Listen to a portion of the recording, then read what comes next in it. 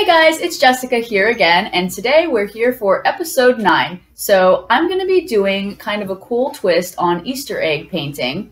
What we're actually going to do is use some epoxy and create a very cool optical illusion look where it looks like the paintbrush is actually going down into the Easter egg, and we're going to create a really cool dripping pattern with the paint. Now, I will go ahead and display it in the video, how we pour the epoxy and how we do eventually get it out of the mold. But I'm going to show you quick now as well so you can see it a little bit better.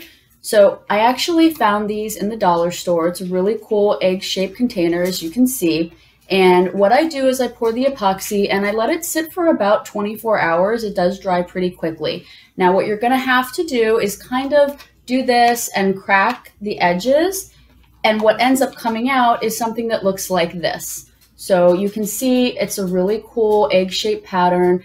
You can do this with paint as well if you don't have epoxy. You can get epoxy pretty much in any Home Depot or art store. But if you're just looking for something to use around the house, I have done this same thing using paint before. I've done it in one of my earlier videos. But the only problem with that is it will take about a week to dry. Drying can be sped up a little bit if you put it outside in the sun. But if you want a smoother product and something that'll be done within 24 hours, epoxy is really kind of the best way to go. Also, you get that really cool see-through finish if you don't want to paint over the entire thing.